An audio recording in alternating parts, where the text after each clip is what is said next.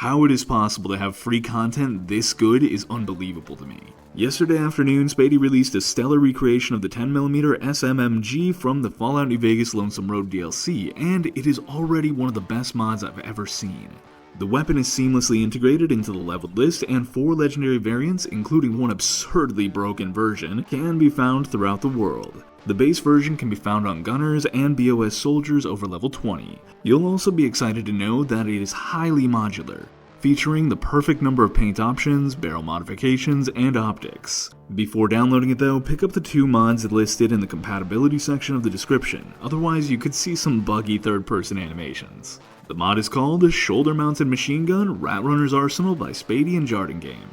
The other day, I was testing out an RPG mod that claimed to spawn on super mutants. My skepticism forced me to seek out Fallout 3's iconic companion, Fawkes, who has existed in my game for months now. Located in the subway tunnels beneath the Boston Public Library, Fawkes is being held captive by a group of his fellow super mutants. When you encounter him, he'll request your assistance escaping, and is then available as a companion. As an added bonus, those of us using the classic Super Sledge mod can get a patch for Fawkes that replaces his vanilla hammer with one from Fallout 3. I also suggest using DC and West Coast super mutants. The encounter will be improved, and it makes Fallout 4 super mutants a greater threat by restoring Night Kid. My female character turned into a ghoul.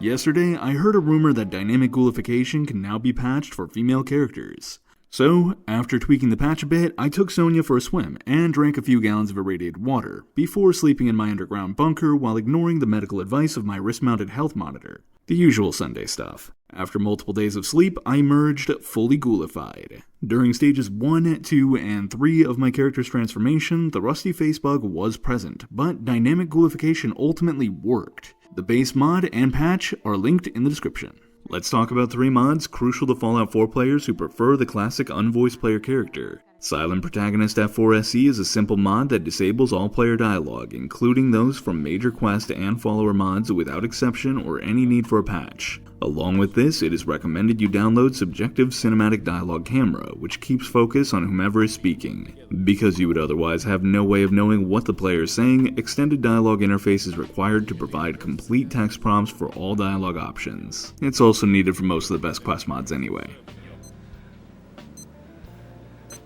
I like the quiet.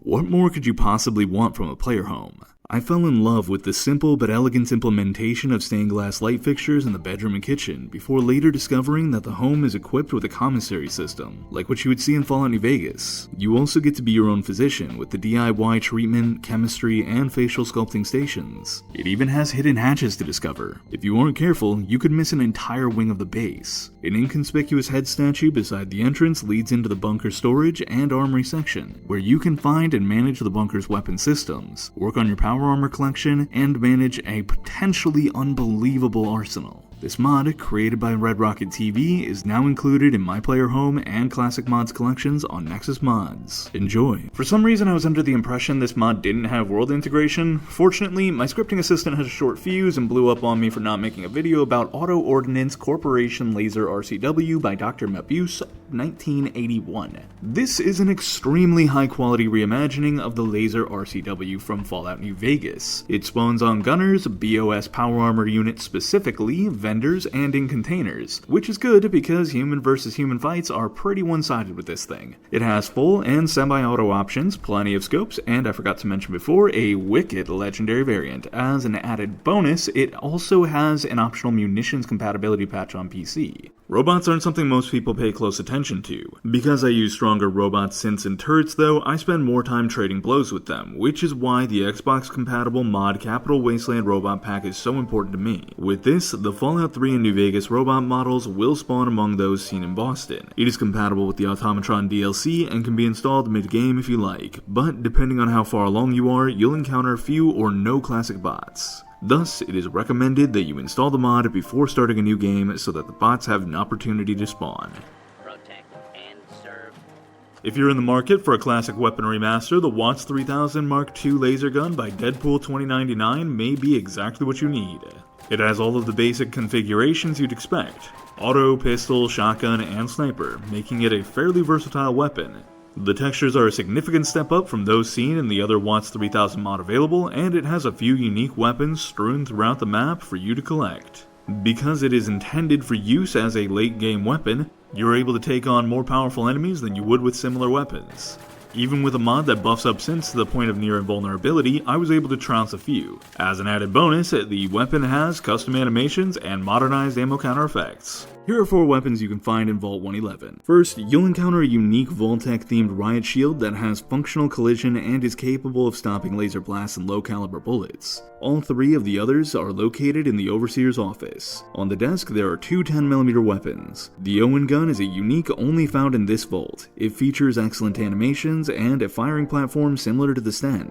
Because it can be upgraded throughout the game and uses a common ammo type, the Owen will serve you well into the upper levels. Beside it is the N99 10mm replacer, which is a boxy pistol I find more accurate than the Fallout 4 version. Lastly, the 10mm in the weapons locker has been swapped with the AEP7 laser pistol created by the F4NV team, along with the newly added energy cells. Ghoul Mask is one of the finest Fallout 3 inspired Fallout 4 mods available, a major boon to the player in the late game, and a massively rewarding quest item that protects the player against all ghoul hostility outside of quest interactions, which can see renewed aggression. The quest begins after acquiring a skin fragment from a mid or upper level ghoul. After acquiring 10, you may craft the mask at any chemistry station. Fans of earlier Fallouts should get the mod Fallout 3 NV Feral Ghouls Replacer for Xbox and PC. This is simply a high-quality ghoul retexture that restores the look of ghouls from previous games. To complement it and improve the appearance of non-feral ghouls, you should also download Classic Ghouls Redux. Trappers are pitiful by the time the player reaches Far Harbor. To radically improve their capabilities, you need Enclave Remnants Trappers, a mod that distributes the Remnants power armors and officers' uniforms to trappers, while also optionally modifying their weapons leveled lists so that they're better equipped. This makes them tougher and more rewarding to defeat. Winterworld 19's amazing Grease Gun SMG M3 Redux version went unnoticed by most Fallout 4 players, despite the fact that it is a major improvement to the original mod created by Deadpool 2099. Both the original and Redux versions use the historically accurate 45 ACP, but New Vegas fans can obtain a munitions patch for the mod that makes it use the lower caliber 9mm ammunition. Just like in the original, you get an early game weapon with a steady, seemingly realistic rate of full or semi-auto fire, a few optics, magazines, and a pair of stocks. The new version changes the animations to be two-handed and improves level-less injection, among other things.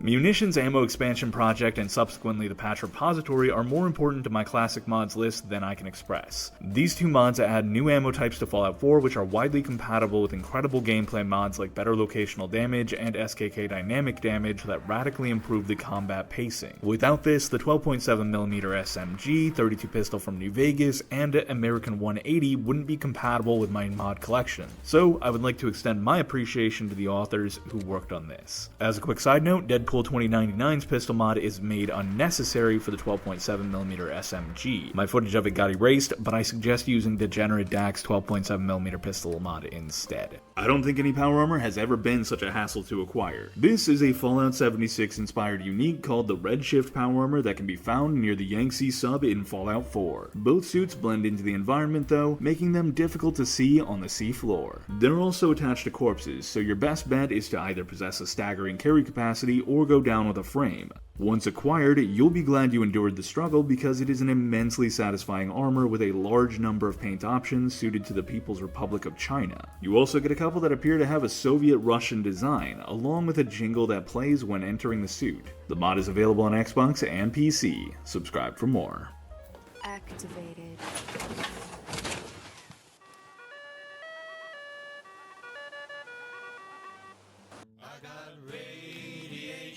In my heart, I got radiation in my heart.